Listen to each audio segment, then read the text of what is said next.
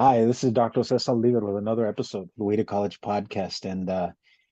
One of the guilty pleasures of this podcast is the opportunity for me to seek out guests, find guests that who I've found either through my network or through the work that they're doing that I come across on social media, on LinkedIn, Instagram, and so it gives me a reason to reach out to folks and to say, hey, how about you join me on the podcast, or would you be so kind as to share your story on the podcast?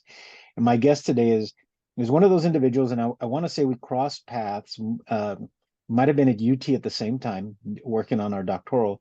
But I've since kind of followed his trajectory, seen the work that he's done, and is doing phenomenal work these days. And so I wanted him to join me on the podcast. And so what I'm going to do is I'm going to let him introduce himself. So, Cristobal, you want to introduce yourself to our listeners out there? Yeah, Jose, gracias. For me, it's always a blessing to have these opportunities to connect with like-minded spirits, and especially when you share the same fronterizo history, borderlands history, uh, and above all, for the love we have for our comunidades, and what we're trying to achieve at the end of the day is provide transformational opportunities. So, thanks for having me on here, Jose. For me, it's always about connecting the dots. So I currently serve at Western Michigan University, other end of the other border, I guess you can call it that. And the need is everywhere you go. And interestingly enough, in this part of Michigan, there's a lot of roots down to South Texas. And so it's always nice to connect with folks, and it almost feels like 3 out of 4 familias or 3 out of 4 people that I connect with up here will have a connection back to the valley, right? Back to South Texas. And whether they came up to school from here and or their familias came to be part of the migrant work needs or something or other, there's always a connection, and I always appreciate that it pulls me back to Texas. And it's always also nice to have a place that I can go to and that say a Mexican restaurant that has those Texas roots, and it's like, oh man, at least I can get my nopales with huevos breakfast, or I can get my menudo, or I can, and even better. And so I love that dimension of even being up here in Michigan, even though I ask myself, like, what am I doing way the heck up here on those like stormy days or weather crazy days? But everything happens for a reason. For me, it's been a journey to be where I'm at now, and at the same time, know that like a good migrant worker, I always say academic migrant worker is you're called where the need is, where the work is, and that's where my work has taken me. Where previously to coming here, I spent a couple years at Arizona State University. Prior to that, I was at in DC at Howard University, which is an HBCU. Prior to that, I spent 5 years at my alma mater. I did my undergrad and master's there at New Mexico State University. I spent 5 years there as an assistant professor, and born and raised in El Paso. For me, this work of the continuous struggle for access, right? The continuous struggle for educational opportunity for all of our comunidades is still a struggle and still an effort, ever more so under the current politics of division. And been definitely blessed with opportunities that I've, currently serve as the chair and president of the American Association for Hispanics in Higher Ed. Just came off of my term, even though we were kind of fired, by the current administration on day one, serving as the commission, like as a commissioner on the White House Commission for Educational Equity and Excellence and Economic Opportunity for Hispanics. And that provided a rich experience in thinking about how federal policy plays a significant role in access and educational opportunity. And so today we'll probably connect on some of these intersections from HSIs to educational opportunity and access throughout the pipeline, and or rather, to be more correct, throughout the educational pathway of our comunidades, which is a P through 20 pathway system. And so for us, it's important to connect the dots in moving forward as always. So thanks for the this invitation, for allowing me to connect with you. Well, really, the honor's mine. I appreciate you taking the time. I know you're busy, but like I said, I've followed your work. I saw the work that you were doing on the commission. Um, really proud of that work. But I also wanted to know your journey. And so to begin, I always ask my guests, if you had to identify a starting point for your own educational journey, what would that starting point be for you? Mm. There's several. For my own personal moment that I would call a significant moment in my own educational experience. And you had some that are significant that if it weren't that for one experience, it wouldn't have led me to the next experience. But one that always stands out um, was, you know, 16 years old, being from El Paso, familia mexicanos from the frontera, from El Valle de Juárez. And my mom said to us, ya hablan el español, you already speak Spanish, you're not taking Spanish in high school. Well, the only other language they offered was German. So my German teacher said, you all need to learn how to apply the scholarships. There's this congressional scholarship to study abroad. You need to complete it as if you were going to submit it. I won't know for sure whether you submit it, but it needs to be complete. I said, okay. So I took it serious. I did good letters of reference from some programs I was in, from community college, early college programs, and got good letters of recommendation, took my time, applied. And then lo and behold, I get awarded a congressional scholarship to study in Germany for 1 year. So the first time I ever flew on a plane, this little chicanito from El Paso was flying from El Paso to Dallas, Texas, to Dulles, Washington Dulles, to Frankfurt.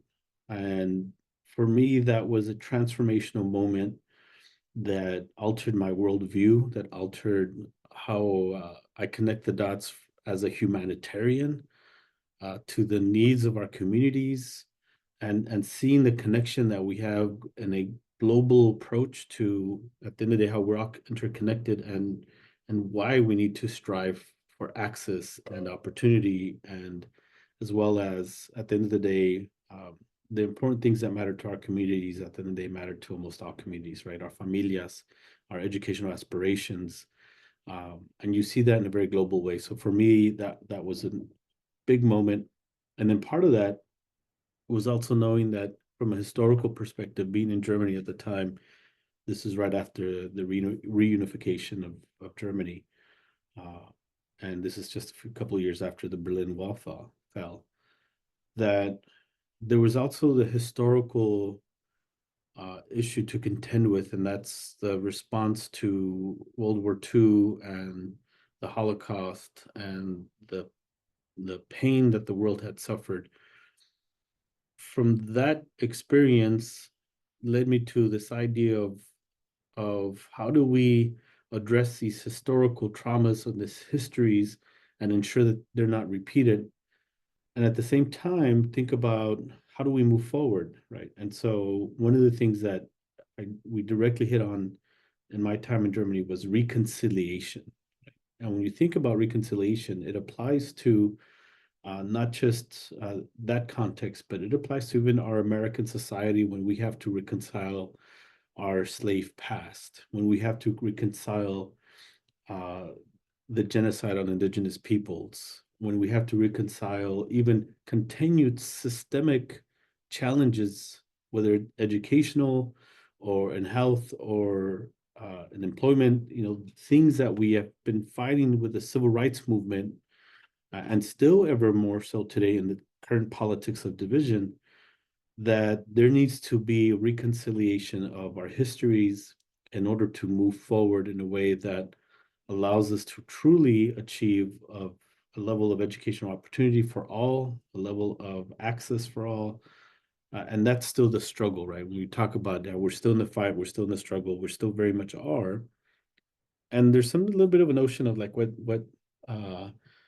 does that mean where we are now? We still in this fight? Well, there are some things. And I appreciate the new scholarships that are out there, the new scholars that are breathing new energy. the creativity that is needed to really keep the discourse going and growing and evolving. And so there is some growth and there is more community and more gente, but we still have a lot of ways to go still. But for me, that was a big transformational moment in my own educational pathway. What followed after that, and me going to college, there were some experiences through a Latino fraternity that I was in that really grounded me to my interest in being involved in community service. And we were doing programs where we were mentoring middle school kids who were in a drug rehab program. And this is down between El Paso and Las Cruces, Nuevo Mexico. I was an undergraduate student at New Mexico State University. And that just started to feed me that I was being called to our communities, knowing that children at that age were already being set up to fail for a number of reasons. And a few years after that, when I was working on I finished up my master's, I'd gotten this job to direct a federal grant. And this was a big transformational moment in my own career, and one that is probably the marking point in my career and how I make, why I do what I do today still, is directing a federal grant where we were working in a number of migrant communities, a number of tribal nations, working throughout southern New Mexico, and knowing that these are communities that have some of the highest disparities in health, some of the highest inequities, and realizing that at some point, these communities, these children in these communities were being set up to fail. So we knew that in order for this program to be successful as a federal program to prepare high school students to go to college and go into medical professions with the goal that we are trying to get them to go into the medical profession to go serve their communities, we knew that part of it was building solutions as health professionals from the communities they come from.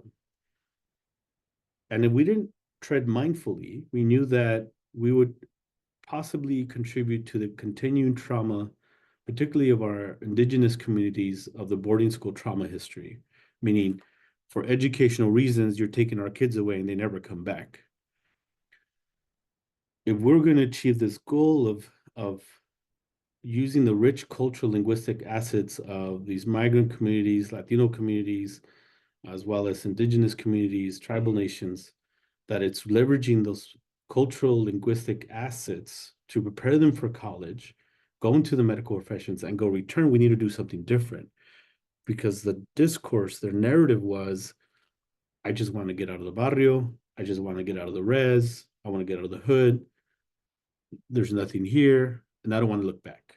That was their discourse. And we hear that in our borderlands fronteras, we hear that in numerous communities. I hear that here in Kalamazoo. I hear that on the many communities about their educational aspiration is based on just wanting to get out.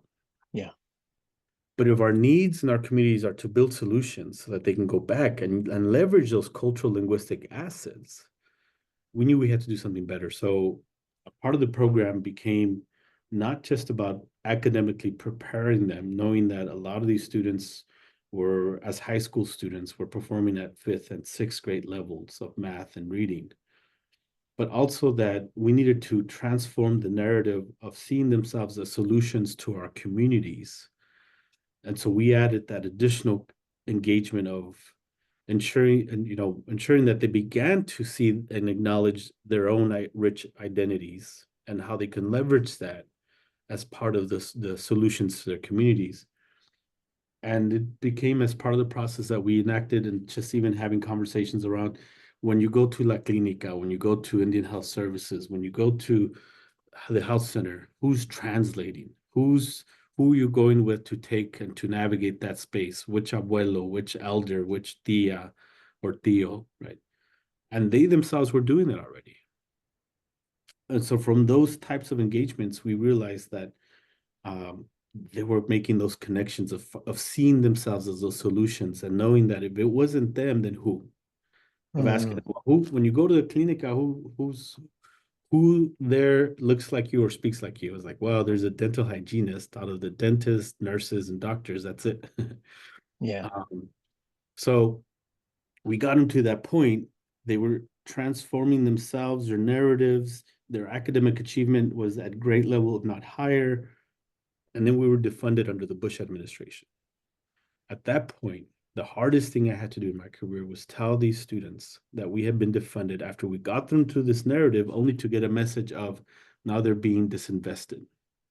Like the conversations of us investing and believing in them suddenly felt like it was going away. Hardest thing I had to do, I broke down, sobbed in front of these 35 kids, high school kids, and then had to compose myself and told them what was going on. At that point, I knew that our fight and our struggle was in the politics and policies of education. And that eventually led me to UT Austin to study education policy. And that informed a lot of the work that I do today, from being in community to some of the policy research to the need for understanding how leadership and policy go in hand to transform the opportunities that we need to provide for our communities. So those are the big connections or big moments in my own educational journey that were truly transformational for me, that still today play out in very powerful ways. When you think about the current political climate, it brings me back to those moments in numerous ways. When we think about what our needs are in our communities, for our communities, brings me back to that. When I think about the need for certain research that we need to advocate for, it connects back to that, right? So as an example, even today, I had a few meetings talking about how do we work more specifically with our school districts to enhance college readiness, college and career readiness. Mm-hmm. Inequities across the US is that Black and Latino students are not getting access to that college preparation or college readiness, right? Mm-hmm. AP coursework and so on. So in a community like ours here, who has a Kalamazoo promise that funds higher education, they will pay your higher education 2-year, 4-year, as long as you go to college. The issue is they're not getting their kids ready for college.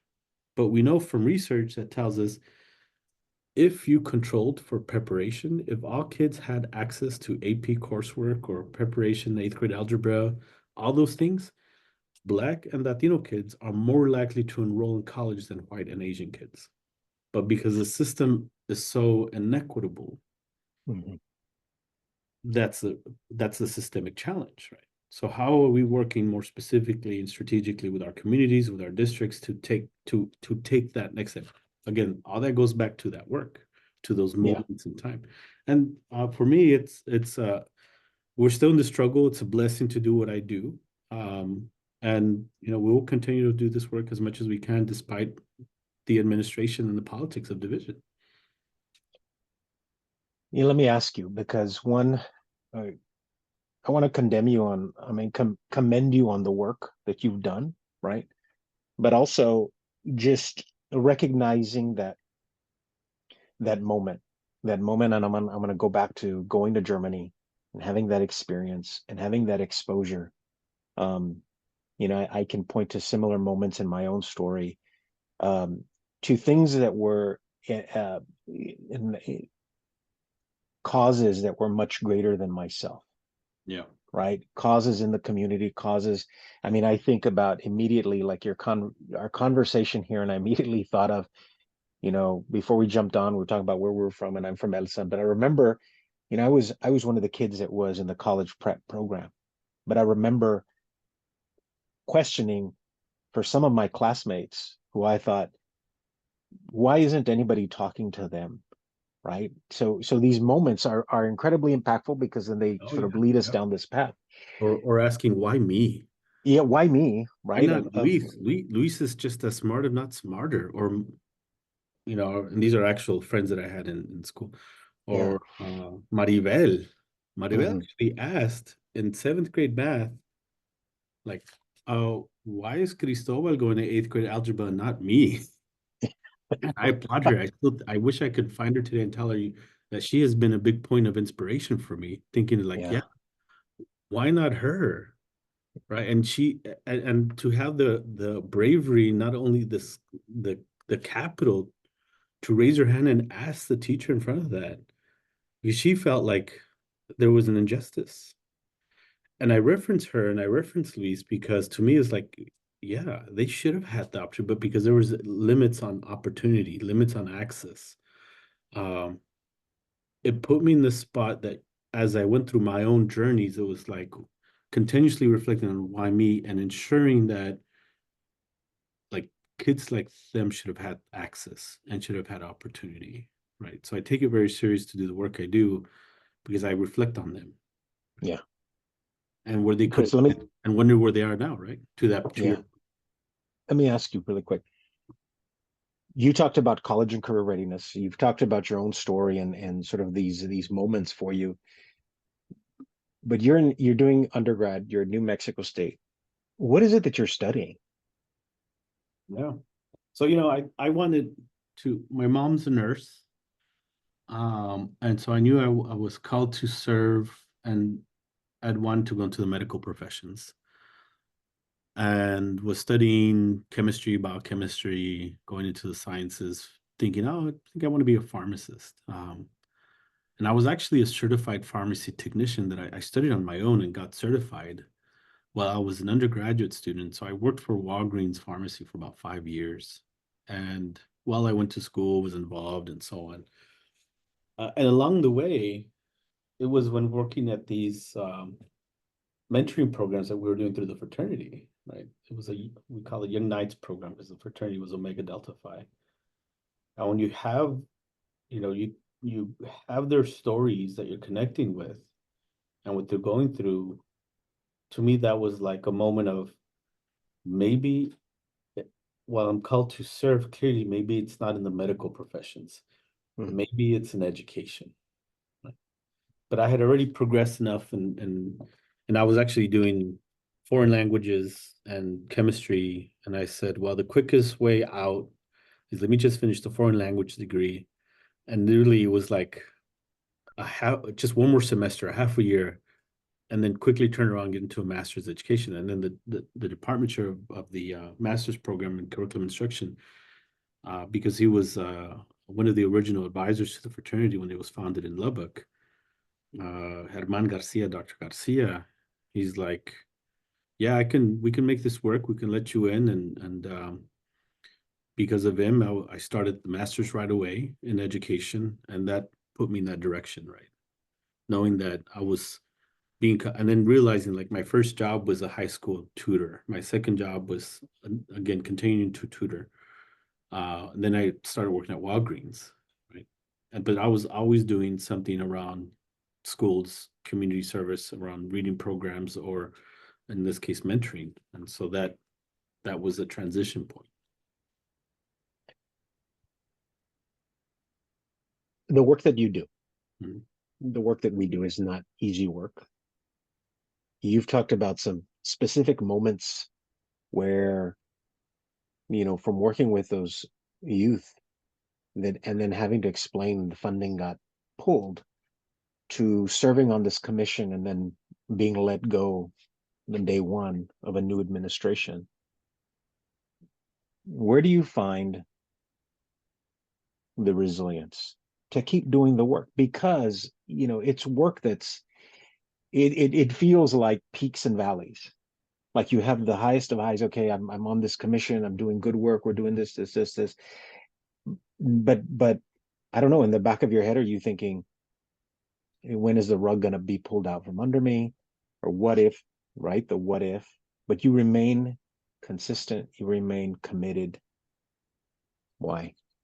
There's always a fear of something or another.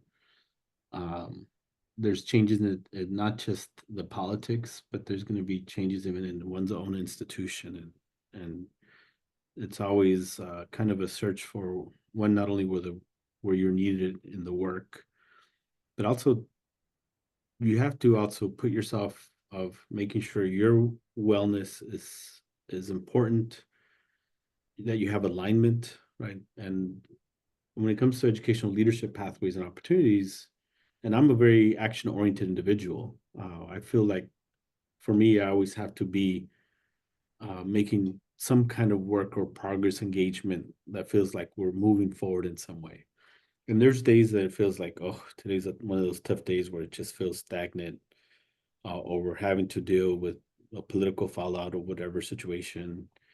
Um, but what always helps me is when I'm in community with our students, when I'm in community out with, this week we had our NAACP meeting for our branch here and engaging on some of the important conversations as to where we're called to work, or being in community with, this morning I met with one of our former vice presidents, who's an elder, scholar, pillar in the community, and just strategizing on how we can move this work forward in a certain way. Those are the moments that you feel re-energized. You see your commitment and its importance to our communities. And even though sometimes it feels like, well, you're not going anywhere because of the current sets of politics, or because there may be leadership challenges, or even thinking about one's own wellness that is impacted by some of these, like those are the moments you have to look forward to uplift you, to reflect on why this is important. And for me, those are the rewarding, those are the moments when I feel that what we do is a blessing. And I got to give credit to this use of the word blessing to my time at Howard University, top recognized HBCU, listening to the late Congressman Elijah Cummings, who was talking to us about his father dropping him off on the yard and telling him, well, don't be protesting like all them other kids, but remember, you're here to get blessed so that you can bless others. And he's talking to us as a room full of faculty, saying, that's the role of being faculty. That's the role of your work. Is this becomes critically important in that formula of blessing our students so that they can bless others in their work. And for me, just connected in a number of levels that I felt like, man, it is a blessing to do this work. And when you get to that space, like those are the moments that you always will feel uplifted. Those are the moments that you feel like the why.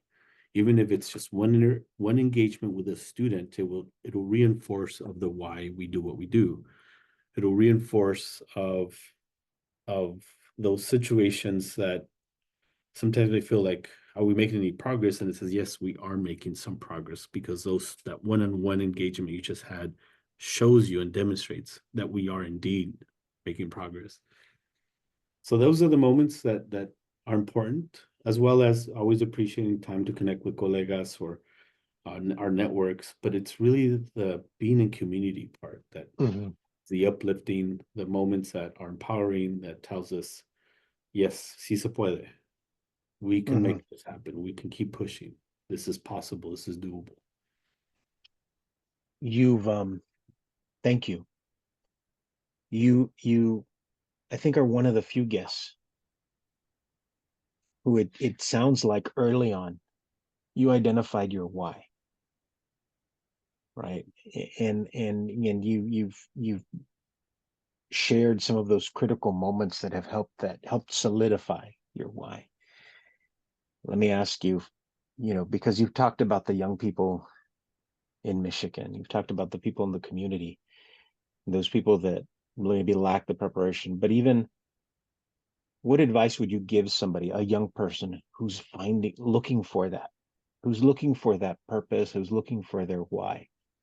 What advice would you give that person? It always goes back to that. I've probably most often said building solutions from our communities. And I should, and every now and then I'll correct myself or remind myself, like, no, we're simply affirming. The solutions are there.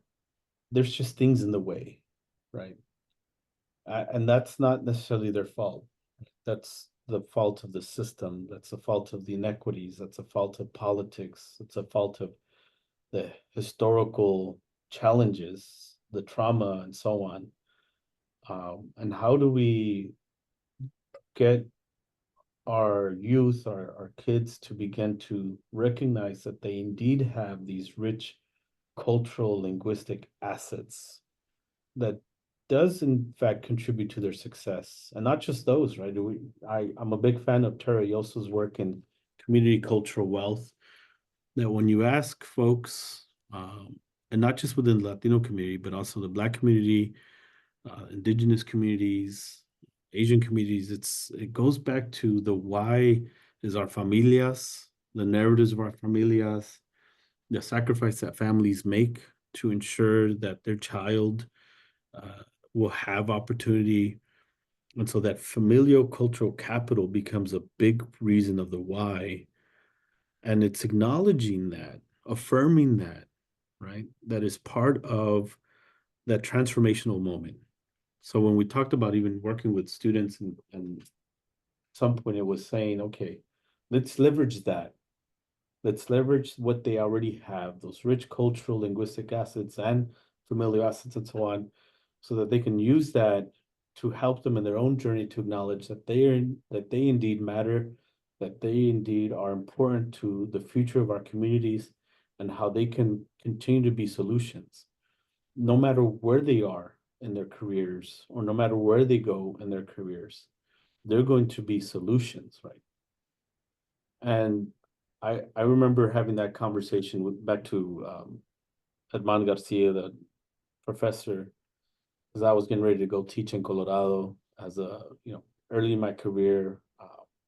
I said, what am I going to do over in Colorado in the very more affluent white communities? Like, no matter where you go, you will see a need and respond to a need. And there's Latinos everywhere. You will find them, and if not, they will find you. Yeah. I was like, okay. And sure enough, quickly the Latino kids in this school that was a white affluent high school navigate towards me. You see that in every role that I played. Um, and at the same time, you learn how to see those cultural connections, those cultural linguistic and familial capitals and across communities, from our indigenous communities as well as our African American Black communities, and learn to acknowledge them. For me, I love that at commencement at Howard University, one of the most popular shirts that is sold are it says "Proud Auntie." And then you hear their stories of how it's not just their immediate families who are sacrificing for the education of their child to find funding to make sure that they can pay tuition. It's the entire extended family, their churches, all pulling to ensure the success of that. So, and that becomes part of the narrative, saying, like, you're a solution to your family, you're a solution to your community. No matter what role you may have, at some level, you're going to enact those leadership connections of serving, of being a solution. You can be in business, you can be an educator, you can be whatever it may be, you're going to be responding to a need at some level. And it goes back to they're indeed solutions to our community. So it's not that we're having to build them, it's we have to affirm them and acknowledge them and grow them, enhance them. Mm. Right. And that becomes part of the conversation. So when it comes to connecting with youth, how do we start with that, right? That cultural empowerment, that acknowledgement, that they begin to value themselves, that they begin to see themselves as part of the fabric of success, part of the fabric of excellence as well. And for me, that's important. That's, takes me back consistently to all those pivotal moments in my own career that it's part of the why. I appreciate that. I'm looking at the time. So what I'm going to ask is your thoughts on the next question, but then if we can come back and maybe do a part two, because I'd like this next question, I think, is going to lead to a larger second conversation, I think. And so I'll let you decide. But this question is, you know, given the work that you do, given the work that you were doing as a commissioner on this commission, if we took a snapshot of Latino, Chicano, Black educational experience in America today, what does that snapshot look like? There's a lot of what I call sometimes the parallels of systemic inequities or parallels of systemic oppression that affects all of our communities, right? Now, contextually, they do play out uniquely. Historically, they do play out uniquely, but it's the same system of oppression. It's the same, if you're a Freudian theorist, like a part of me is, and talk about, pedagogy of the oppressed, that a big part of the process of conscientization starts with us. But at the end of the day, that whole system of oppression affects the oppressor and the oppressed as much. And so there's work to be done where in that model, it's the oppressor cannot liberate the oppressed. It has to be the oppressed liberating themselves and then liberating the oppressor from the system of oppression. So when we think about that whole system, and the challenge that we face that is systemic, right? How do we then think about moving the conversation strategically so that we can build solidarity, so that we can build and be strategic in working across communities, because that's where we're needed right now, especially because the political movements that we've seen by the right, that we've seen by the current administration, is the politics of division. Right? And at the end of the day, there are intersections that we can work from to say, look, at the end of the day, these policies are going to hurt all of us. These actions are really an assault, even though we say, okay, this is a challenge to DEI initiatives, and it feels like it's just targeting people of color. It really is an assault on public education and public institutions, K-12 and higher ed. And behind the scenes, it's really an effort to privatize public funds, whether it's in education or in health and all aspects of government, to try to privatize and make profit on that. That's why you have a Musk. That's why you have the different people that have been appointed, is to privatize. And during the time of the commission, it really opened my eyes to spend some time in Puerto Rico. And this was in September of this past year, so not too long ago. And seeing how the privatization of education, K-12 and higher ed, was harming the public good, right? Was harming la comunidad, la gente, right? And then amidst all that was then bad politics that created a number of conditions that made it even more challenging. But very clearly, you saw the disinvestment in public education in K-12, the disinvestment in higher education, and the impact it was having on opportunity, on access. And unfortunately, Puerto Rico's had to suffer such politics to a greater degree than other communities in mainland US. But there's a history of that, right? And it's not a new play. It's just on steroids in some places and others. And what we're seeing this administration, the assault on public institutions, on public education, K-12 and higher ed,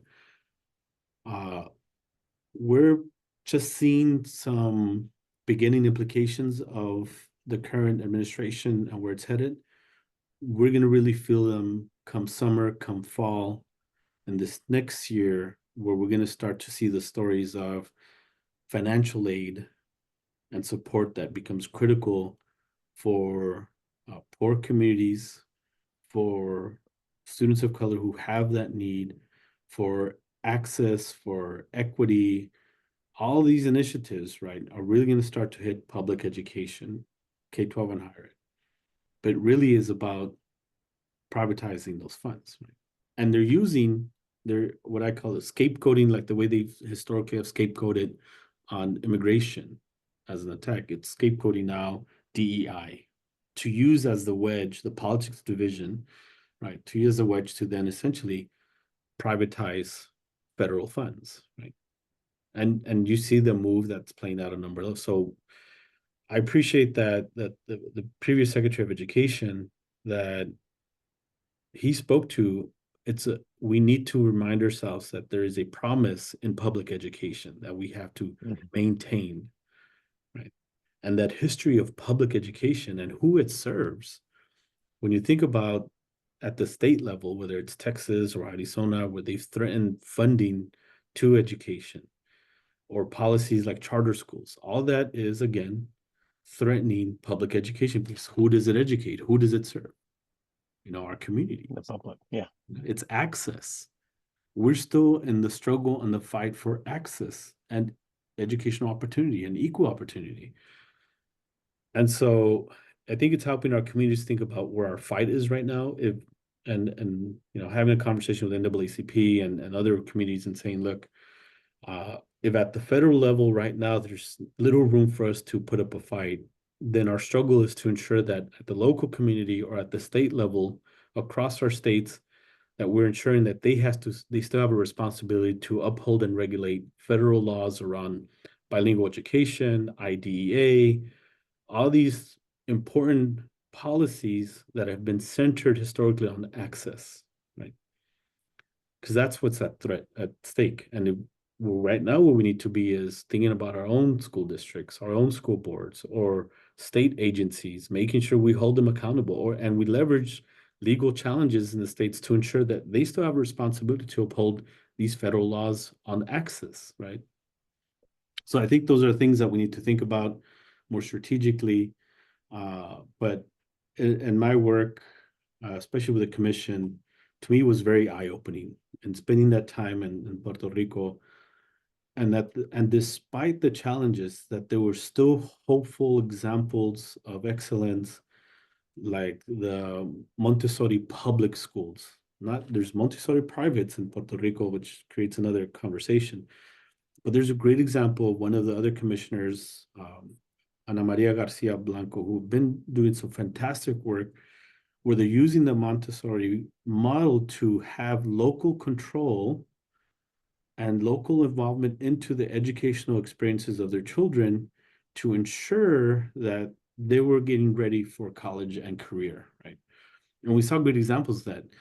The locum control pad directly addresses the politics that were playing out on the island, where superintendents are politically appointed and there's no local control, which has created the ripe condition for horrible politics and dysfunction, as well as just overall fraud at number levels.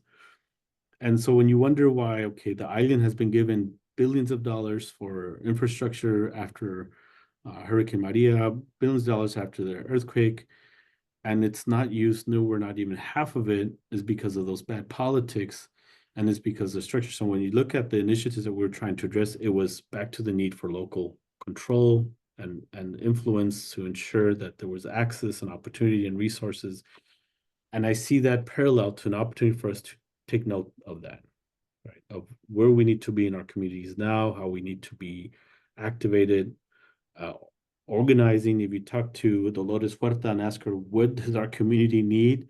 She will always say, our youth and anyone needs to learn how to organize. And that I agree that that's where we have to be right now, is to learn how to organize our communities, to be involved politically, and to hold, our local governments as well as our state governments accountable. That was a nice bow to put on this conversation. As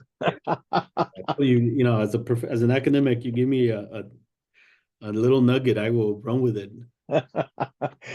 Chris, thank you for your time today. I hope that we can come back and we can continue the conversation, because I think what you've laid out, right? I think there's still a lot to unpack there. And particularly, I think as we think about, the local level, what do we do? What is it if, closing of the Department of Ed, what does that mean for me? Because I think a lot of people don't understand what that means, even for their local school districts, right? So I hope we can come back and we can continue the conversation. But in the meantime, this concludes another episode of the Way to College podcast. Thank you to my guest. Thank you to our listeners out there. Don't forget to subscribe, rate, follow, all of that good stuff. And make sure you share the podcast with one other person. Thank you. We'll do this again. And Jose, gracias. Thank you for all your work. And it's critically important for our communities. And we'll do a part 2 for sure. Awesome. Thank you, Chris. Orale. Thank you. Bye-bye. Bye. Bye-bye.